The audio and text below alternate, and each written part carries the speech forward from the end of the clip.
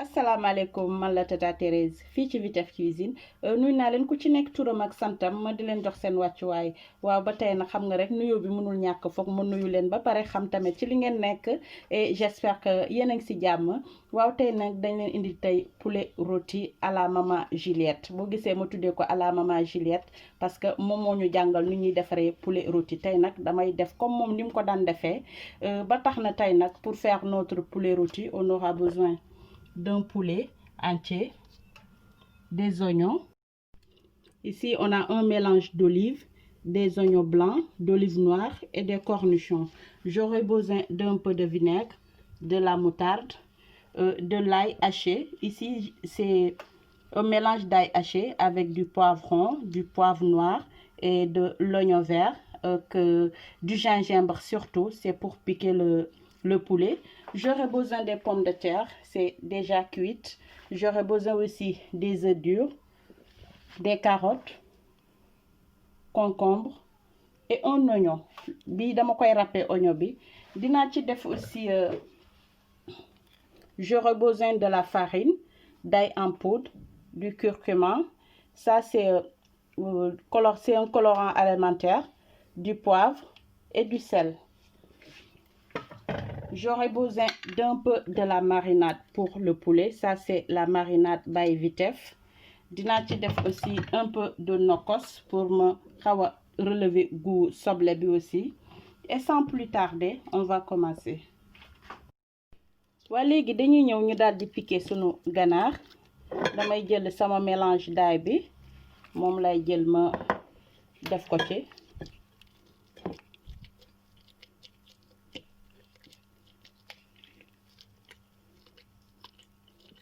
ganaar nag ku nekk ak ni mu koy piqué nag côté bu la neex daal nga koy def waaye xam naa dënn ganaar moom ku ko roof moom dangay am lu bari donc dee leen sawar di roof dënnu ganaar bi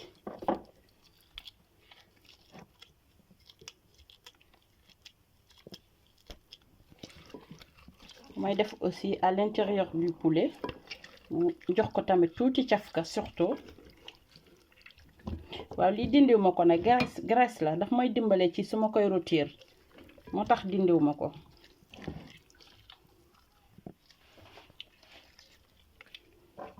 waaw damay piquer aussi pooj bi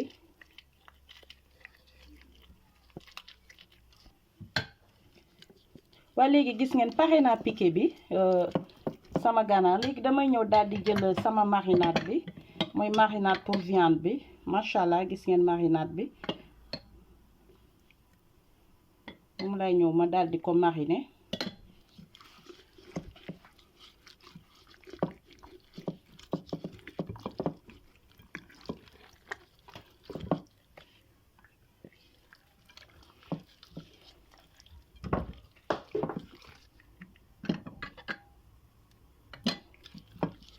ma koy mariner ba mu dégg daaj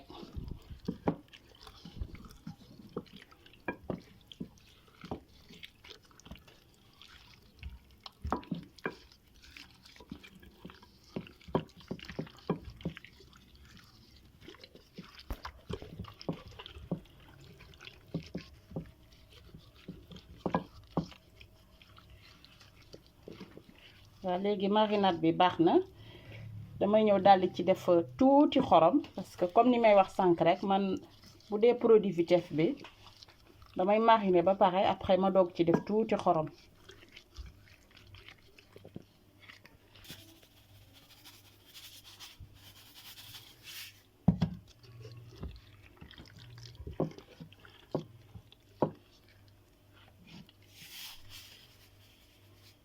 voilà xorom bi baax na pour man voilà léegi dañuy ñëw ñu daal di saaf sunu poulet on va frire le poulet waa gis ngeen fii dama ci def j'ai mis juste un peu d'huile léegi damay ñëw daal di frire le poulet voilà gis ngeen def naa poulet bi léegi nag lii laa koy rôtir nag ba poulet bi di ñor ndànk-ndànk dama ko def à feu doux su ko defee day rôtir boppam ñuy ñor ci biir ak ci biti ba mu dégg jàmm waaye gis ngeen léegi damay ñëw ma xool jéem ko tourner voilà léegi dama tourné beneen face bi ma bàyyaat ko encore mu doore ci biir. waa léegi gis ngeen ganaar bi dafa doore, gis ngeen nu mu dooree mais ñorul, c'est pas encore cuit le poulet, il est juste doré mais il est pas encore cuit. Maintenant pour le faire cuire dañuy ñëw ñu daal di ko wis ndox, muy def tas ndox bi di ko ñoraale petit à petit. waa léegi gis ngeen lii mooy ndox bi nga xamante ne dama ko jël ci butéelu olive bi ak oignon vert bi parce que ndox mi dafa xaw a salé. voilà dafa mel ni lu am xorom ak nu mu tudd ci encore ak vinaigre. léegi damay ñëw daal di ci def tuuti sauce soja.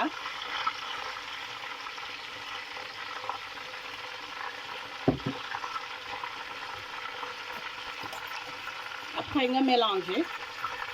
fu mu neex aussi mun nga jël juste ndox après nga def ci tuuti vinaigre nga yokk ci sauce soja wala nga yokk ci sa benn cube bu la neexee aussi. léegi su ko defee ndox mi laay jël def mooy wiis su ko defee ganaar bi di ñor ndànk-ndànk.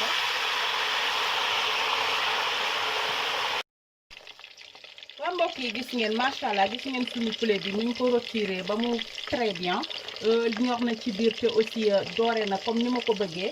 waaye léegi nag damay ñëw daal di ci rajouter, je vais rajouter juste les oignons, mais avant que je rajoute les oignons je vais juste mettre un peu de la marinade mu jox ko aussi pour lui donner un peu de goût. gis ngeen marinade bi damay ñëw daal di def juste benn kuddu.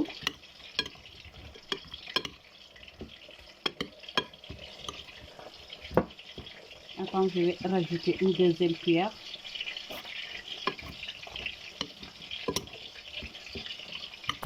dama ñëw daal di def soble bi, je mets les oignons.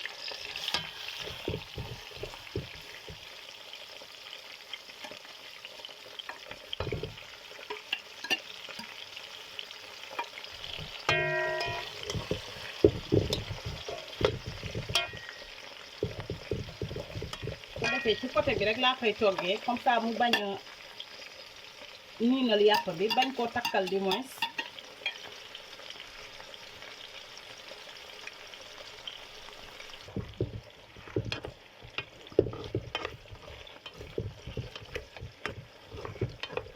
macha allah xet bi muy xeeñ rek beneen affaire la.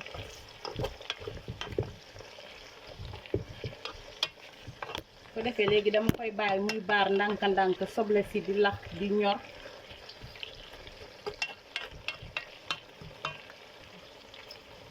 Maintenant je vais rajouter les feuilles de laurier et je mets un peu de vinaigre.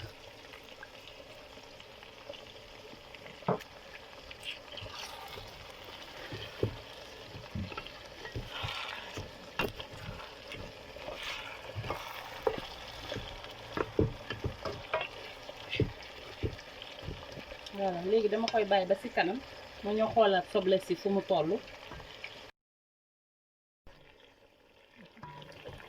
waa mbokk yi gis ngeen macha allah gis ngeen sunu soble si nu mu dooree. léegi je vais juste rajouter un peu de la moutarde. je rajoute juste un peu encore.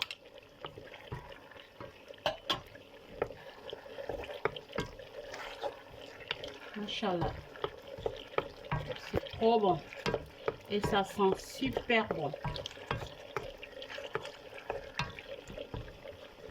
Après je rajoute les olives et l'oignon blanc.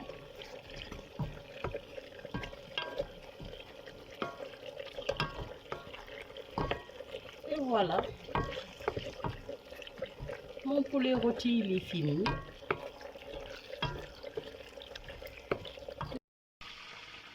waa gis ngeen fii dama épulser les pommes de terre ma daal di xolli mooy les œufs aussi. léegi damay ñëw dama koy paner.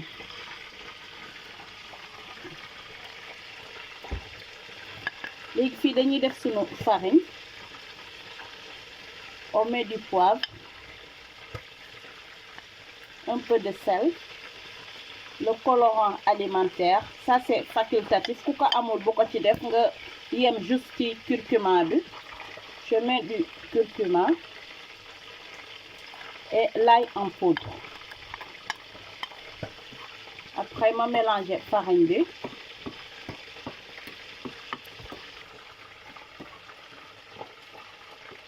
Voilà, maintenant j'ai fini de faire le mélange.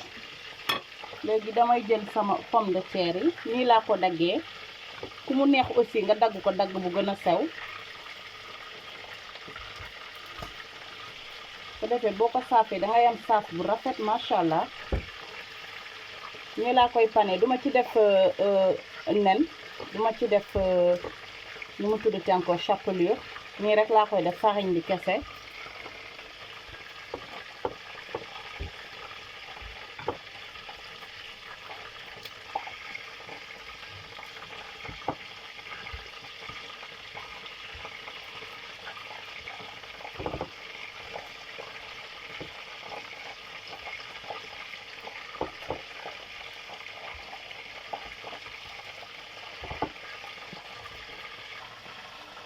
waa gis ngeen léegi pare naa pané pomme de terre bi maintenant damay ñëw ma daal di saaf tuuti nen bi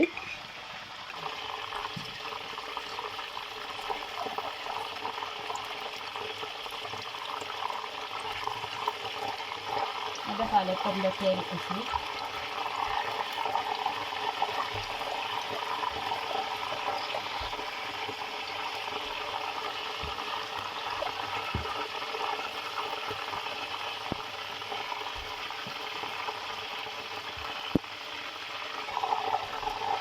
léegi dama koy bàyyi nag ba mu doore mu jël couleur bi ma bëgg après mu tourné yeneen face bi waa gis ngeen sunu saaf bi nu mu commencé macha allah nu mu dooree te rafet léegi dañuy defaat beneen sens bi beneen face bi du moins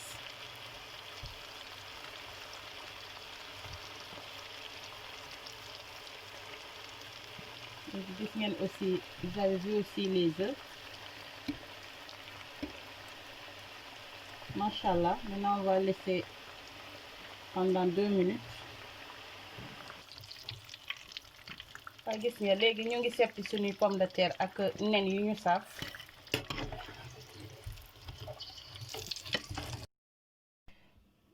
waa léegi gis ngeen mbokk yi damay ñëw ma daldi gis nga sama soble si moom laa jël ma râpé ko su dee aussi mën nga ko dagg finement nga dagg ko mais man dama koy râpé dama soxla tey motif bu ñu râpé tey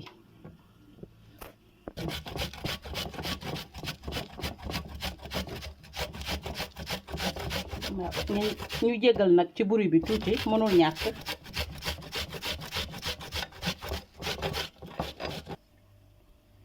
voilà gis ngeen boo ko râpé gis ngeen lii gis ngeen nu muy mel léegi damay ñëw ma daal di râpé aussi carotte bi ci kawam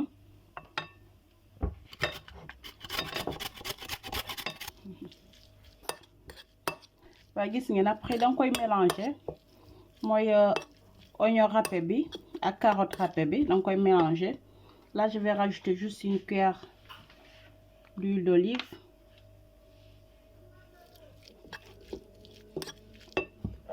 Je mets un peu de vinaigre. Je rajoute aussi un peu de la moutarde. Je mets du sel un peu.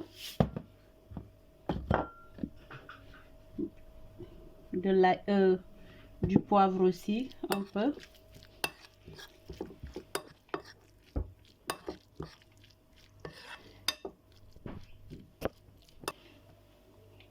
Après je rajoute une cuillère à café de miel.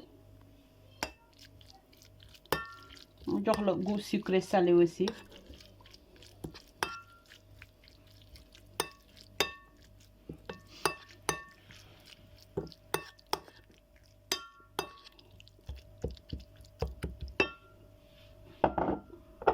Je vais rajouter voilà yokk naa ci tuuti vinaigre encore.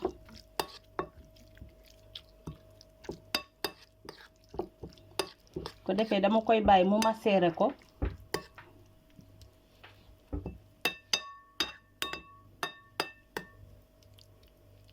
machallah. léegi bu ko defee comme pare nañu léegi dañuy ñëw daal di ñu wan leen produit final bi.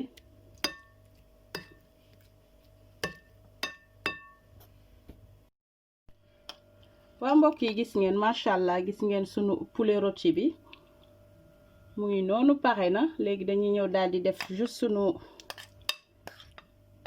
décoration.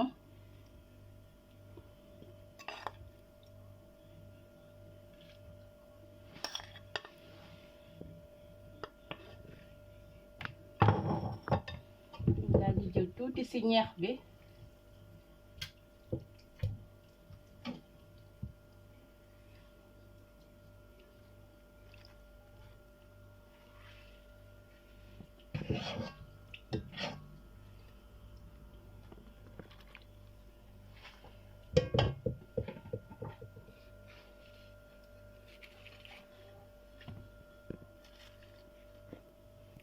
waaw gis ngeen léegi sunu poulet rôti bi pare na macha allah.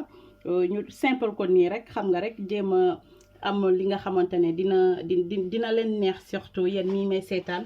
waaw ba tax ni tey moom sama poulet rôti bi comme ni ma ko waxee rek tey moom comme poulet rôti à la maman Juliette la. ba tax ni tey moom damay dédié tey plat bi dama koy may ñoom sama yaay surtout may ko maman Juliette may ko maman Til di ko may maman Loppi sama yaay yooyu noonu macha allah gudd leen fan.